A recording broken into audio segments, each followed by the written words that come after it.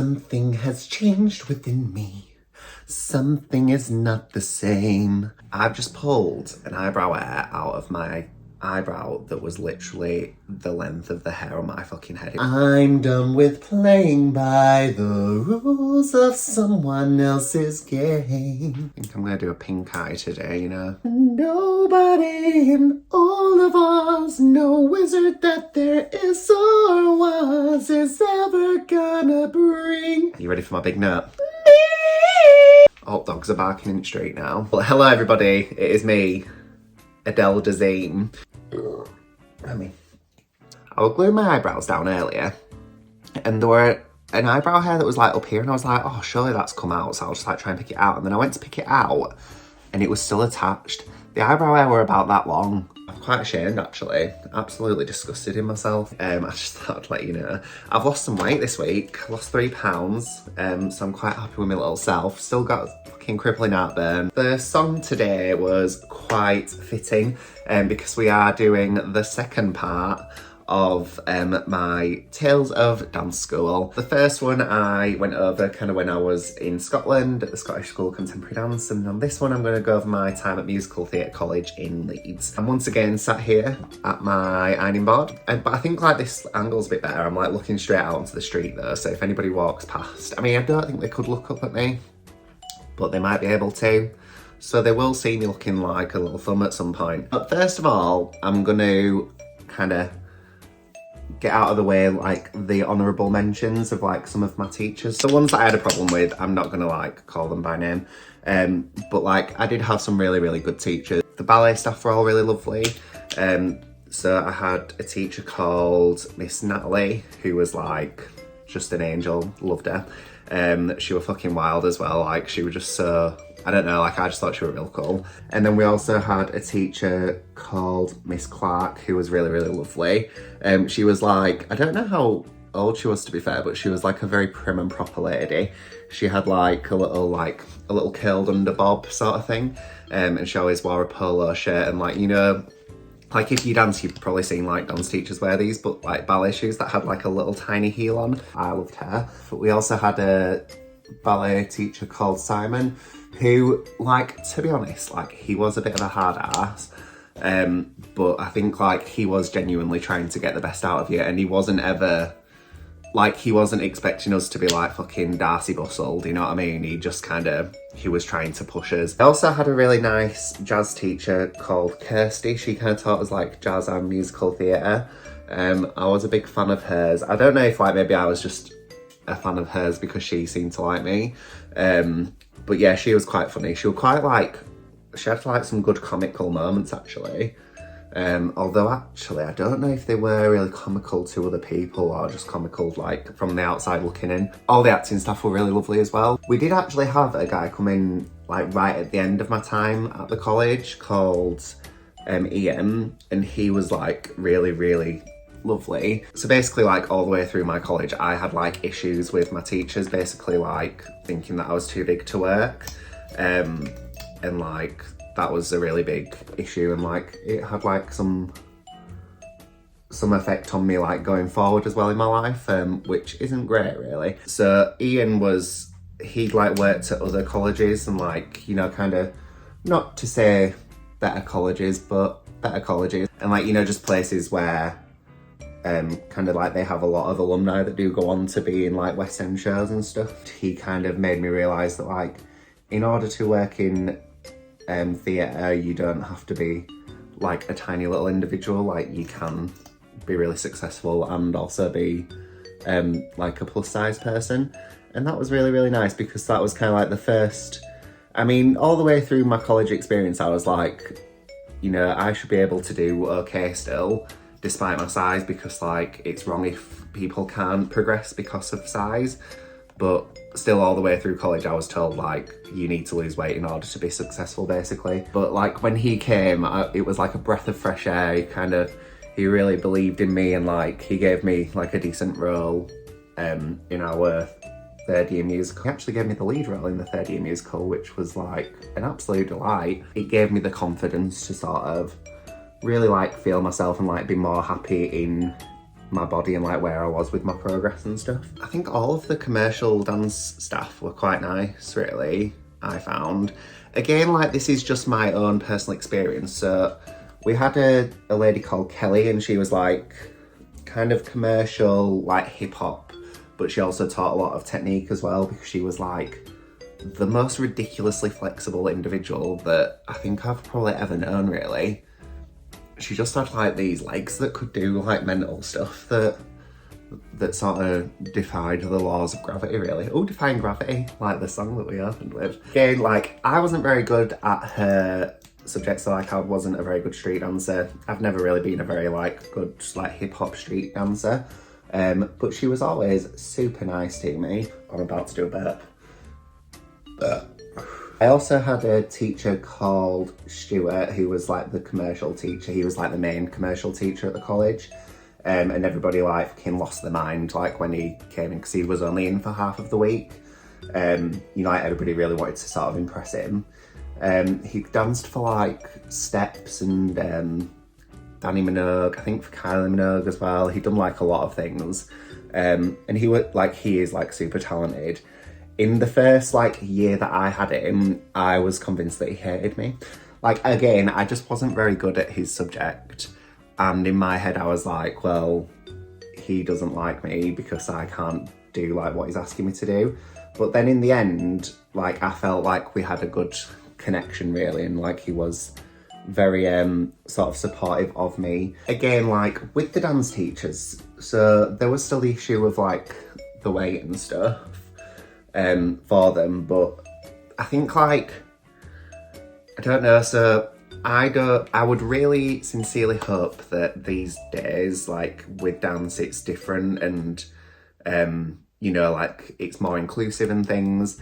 At that time, it seemed to really be the case that like if you weren't slim, like you probably were gonna struggle like getting some work, which is like awful, really. And like it's an awful place to be where like, you know, you want to be a professional dancer and you feel like that is getting in your way, because it also, I don't know, like for me, like when something seems unsurmountable, like I get very like down and like sad, and I just don't feel great about it. Sorry, this is a bit deep, innit? But I feel like with some of my teachers, like Kirsty and Stuart, they were nice about it and like kind of supportive rather than kind of getting on my ass all the time about it, do you know what I mean? I mean, it still hasn't probably been great for my development as an adult and an individual to like kind of feel that way during those sort of more formative years, but you know, it's what it is, I guess, now. Where is my brush for my contouring? I could have my Gucci, my Gucci, the Gucci. I would like to find my blusher. Where the fuck's my blusher? Whoa. Oh, everything's falling out. Oh, fuck. Fuck me, right in the arse. Jesus Christ, Terry. It's a lot of blusher that I've just put on my face. It's alright, it'll blend out. Now that we've got all that nicety out of the way, we're fighting. I mean, the majority of this is going to be like the battles that I had with some of the fucking teachers. So we had a teacher who, they kind of, when did they take over the singing? I think they took over the singing like towards the end of my first year. And they quickly became like the head of the singing department. Very, very talented guy, I will say that like to begin with, but possibly like one of the most toxic individuals that I've ever come across. You know that meme of Sue Sylvester where it says like, I'm gonna make this the most toxic environment? It was like they came in and literally did that. I don't know what the issue was or like why he was kind of the way that he was. He wasn't actually that much older than like most of the students. I think like he was maybe a few years older than me because I was like one of the older ones. And he was just like, he was just an absolute arsehole. There's no other way to really put it.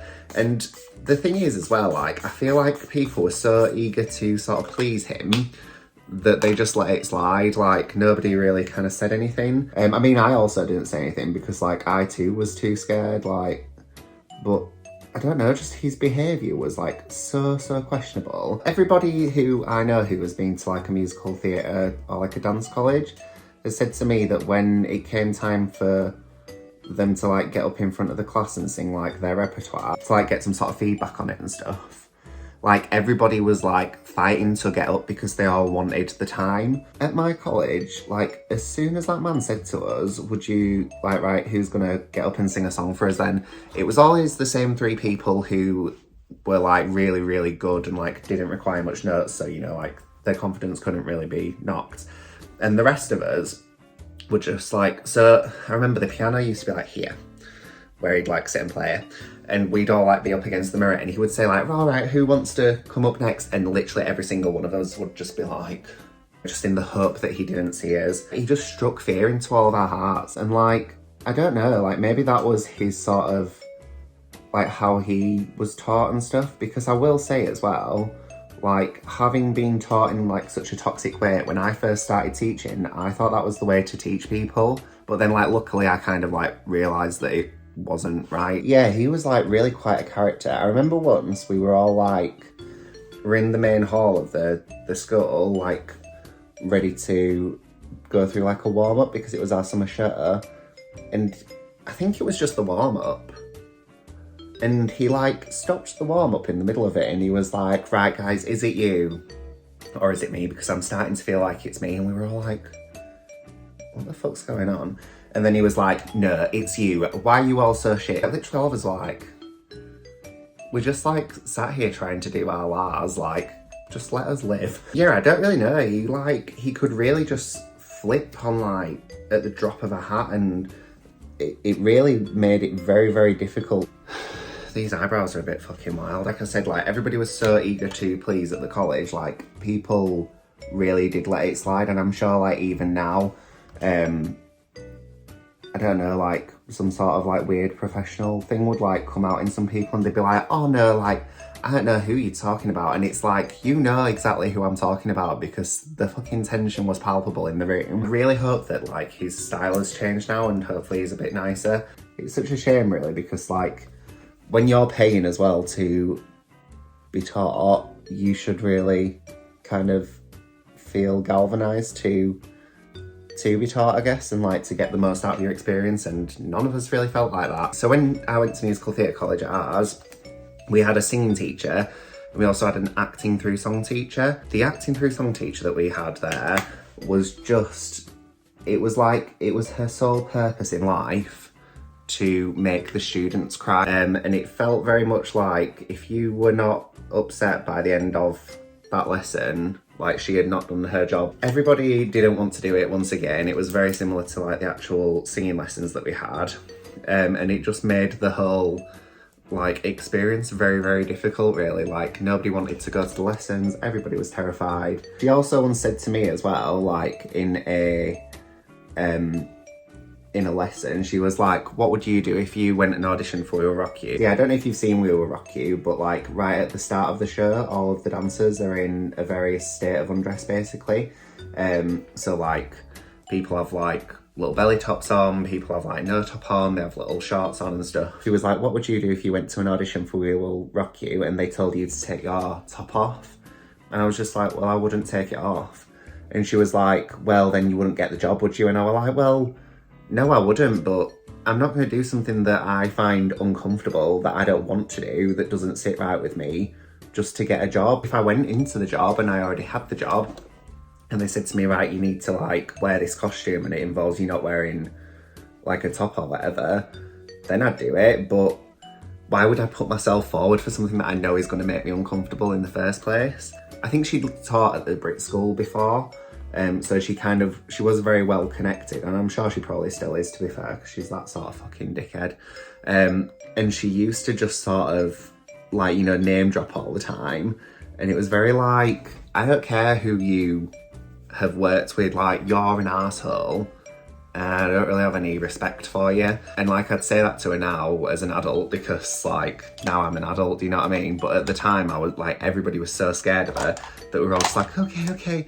I definitely believe in life, like getting all philosophical here, that, you know, you should sort of treat people as you wish to be treated and stuff, and like respect is often sort of earned really. And I think like it's earned even from the point of view of somebody who is like maybe higher than you in like what they're currently doing. I might be one of her students who does go on to be somebody really famous. I'm sure she'd then be like name dropping me, do you know what I mean? And it just kind of, it was one of those things where it felt very, again, like the power dynamic was fucking weird. That's kind of really a theme throughout my whole time at musical theatre and like dance college and stuff. It was just difficult. It was difficult, lemon difficult. But the final thing, like in terms of the people of authority who I didn't like, and like I'm aware that it sounds like I've got a problem with authority, and like I don't have a problem with authority, I have a problem with people who abuse their power. This is meant to be concealer and it's just clear liquid at the moment. That's not great. Maybe I should give it a little bit of a shaky shake before I sort of get involved in it. Yay!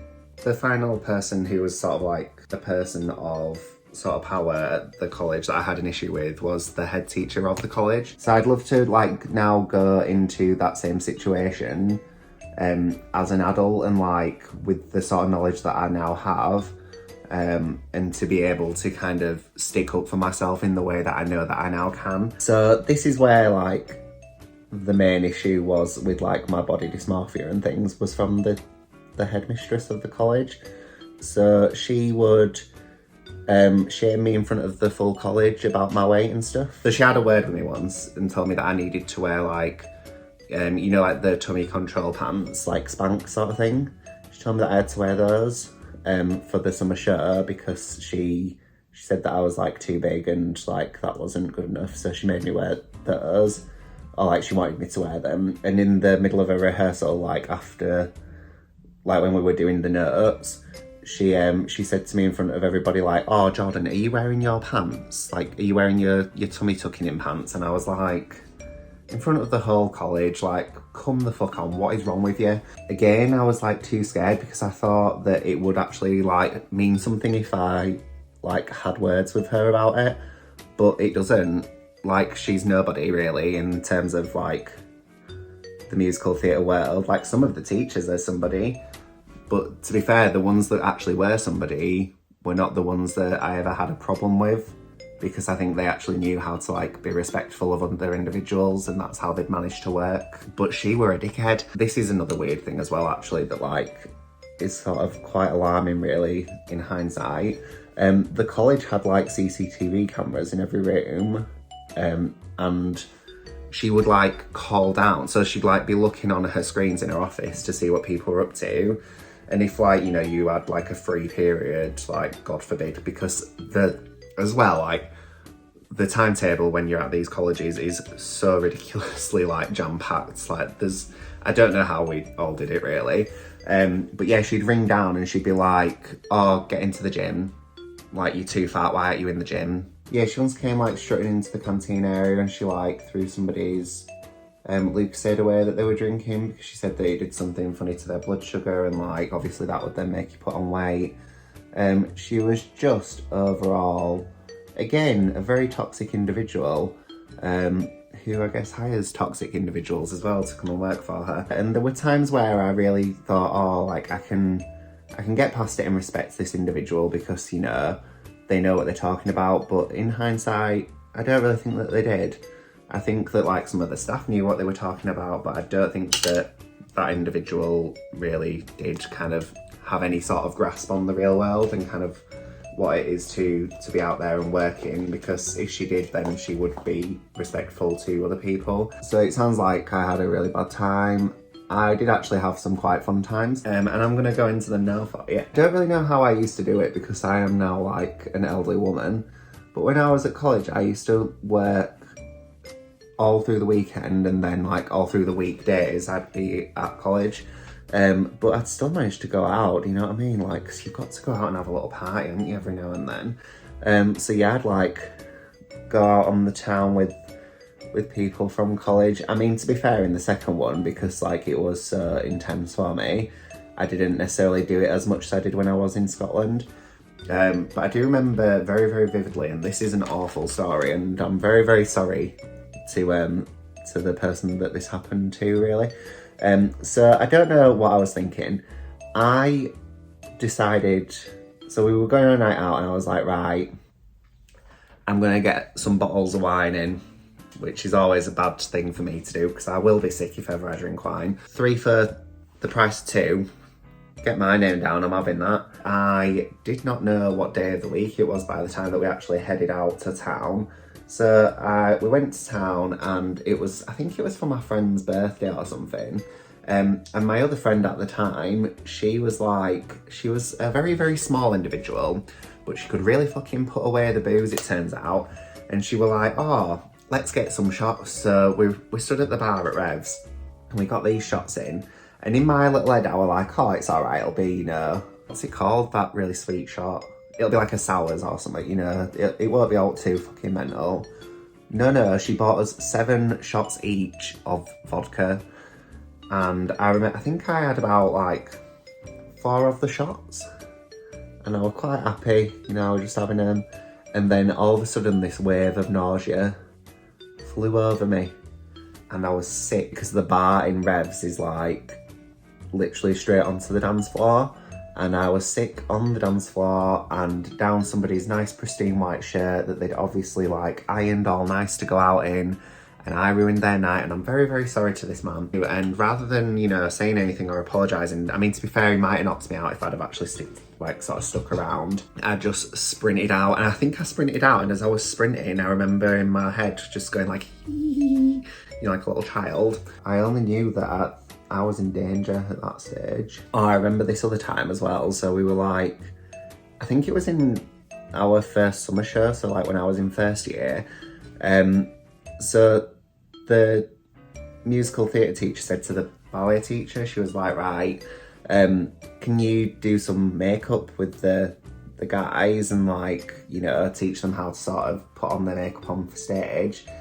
And the ballet teacher, so like ballet makeup compared to musical theatre makeup is very, very different. So it is very dramatic, his ballet makeup, like there's a lot of contour, and like it's just a lot more, I mean, I personally think it's a lot more fun, but I do this to my face like all the time. So, you know, take that with a pinch of salt. So off we went and she like put my mate into this makeup. He was called James with a guy and he looks like the Black Swan. Like she literally like, I don't know, she did something to his eyes that made him look so like deep set. She did something to his cheekbones that just like, it made him look gorgeous, to be quite honest. I absolutely loved the cheekbones. The musical theatre teacher, however, did not love the cheekbones. I thought it looked fab though. I was like, I were all for it. I was like, oh, is this what we're doing? Cool, let's get into it. But to be fair as well, at that time I wasn't exactly the free bird that you see today. I was a bit scared of my feminine energy. Although I did used to love a bit of eyeliner, I will say that. That were always good. I also used to have this foundation that was like, it was for the shows and it was orange was the foundation. And people always used to say to me like, oh, that's a bit orange in it. And I was like, oh yeah, but it's fine. It'll read all right on stage. And it never did. It never actually looked that cracking if I'm honest. But in my little head, I was like, oh yeah, this is what you need, like, otherwise you're gonna look too pale on the stage. Actually, they were all correct and I should have listened, but I didn't. And I subsequently was the most orange person in the world. I looked like you know when Trixie and Katy did like the Tan With You thing on Drag Race? That's what I looked like. Does this look alright, this makeup on my eyebrows? Well, it's not my eyebrows, it's like meant to be my actual eyes, but I'm not fooling anybody, it's over my eyebrows. It kind of looks okay, doesn't it? I mean, it's more purple than I had envisaged. I was going to give myself pink eye today, but... So I was once like just sat there in the professional practice lesson, and this like weird feeling came over me. And I was like, what is this that I am feeling? Then I started to think, oh, I feel a bit sick, you know. To be fair, it was in the morning and I often feel sick in the mornings, as if I'm bloody pregnant or something. I let it go for a while and then I thought, nah, I think it's probably time for me to make a move. So instead of like excusing myself or like saying, you know, I'm just gonna go to the toilet, I just clean sprinted out of the room and ran down the stairs. And my friend Kat said to me that when I went down the stairs, they could just hear me like vomiting as I went. But the funny thing about that is, so after that, I mean, obviously I had to go home because they were like, you know, what if it's something contagious and like everybody gets poorly. But before they would allow me to go home, they made me like clean up all the sick off the stairs myself. Literally there with like a bucket and a mop for this wet and gushy, trying to get it all up, but at the same time thinking like, I'm gonna be sick again in a second.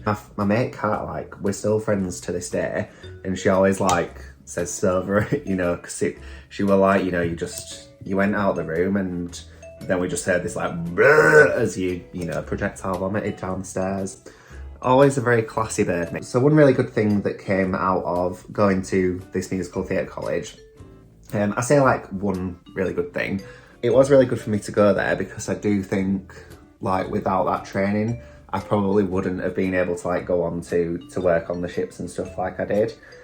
So it was good in that sense, you know, it did kind of prepare me, and like I don't think I had the technique to be able to go off and do that work, although, you know, some people do, and if you do, I would definitely say like just go straight off to work, because, you know, there's no point in bloody traumatising yourself and giving yourself all this emotional damage for now. The main like good thing that really did come out of me going to that college and kind of having that experience is like the friends that I did make. One of my best friends, Kat, she's obviously like still in my life, and she still talks about those like embarrassing things that I did when I was at college.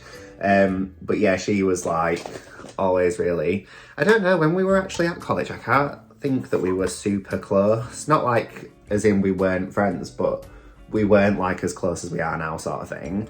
But yeah, certainly when we sort of finished college, I think I saw her in town like after we finished college, and I'd just gone through like a really horrible breakup.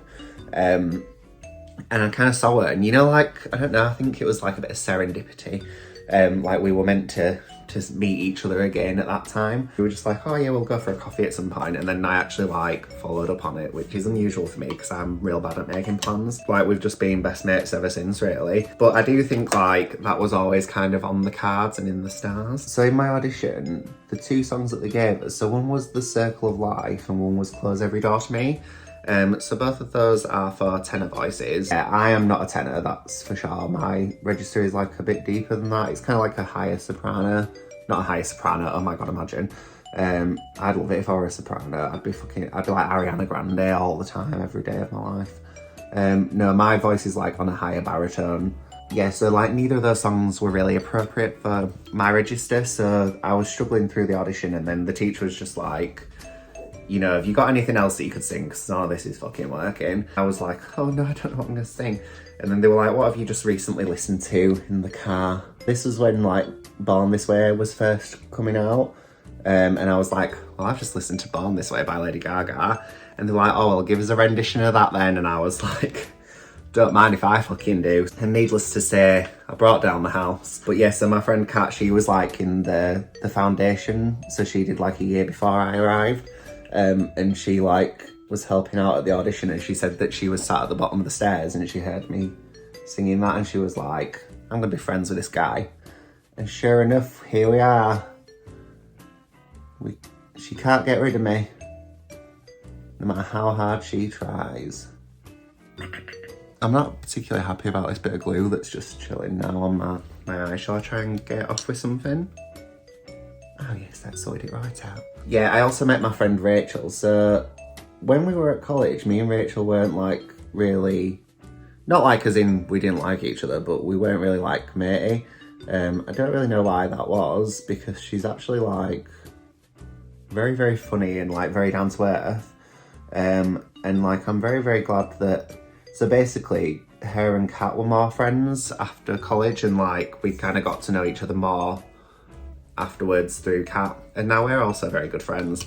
So I'm glad that like it kind of in a roundabout way brought her into my life as well, because she's a good laugh, is Rachel, and I'm a big fan of hers. I've just realised this base brush says what a treat my base brush is. Alright, bit big-headed. But what I'm going to do now is I'll go and put on a wig very quickly, and then I'll BRB. So I've recently like taken the plaits out of this wig and kind of like giving it a bit of a brush out, and it's very, very voluminous. I don't know if I like it or not. Again, I just feel like a very, you know, sort of like natural, no makeup kind of girly in it. I don't know if that's my sort of bag really. Oh, don't do that. Look, here's the thing. If this wig does look bad, then just, you know, keep it to yourself. That was my story time about being at dance college and kind of all the things that went along with that. I really hope that you enjoyed it. I know I made it kind of sound like it was an awful time, but, you know, I did have some really good times, which I hope I kind of highlighted towards the end there. I'm just looking at myself in this mirror and I actually feel rather beautiful. Yeah, so if you did enjoy this video, please like, subscribe, comment, share it with your friends, all that good stuff. That would mean the world to me, as always. And my social media will be on at the very end. It's just Domino Official on everything. So if you could please follow me on TikTok and Instagram, that would also be brilliant. Thank you so much. And until next time, I shall see you all very soon. Bye.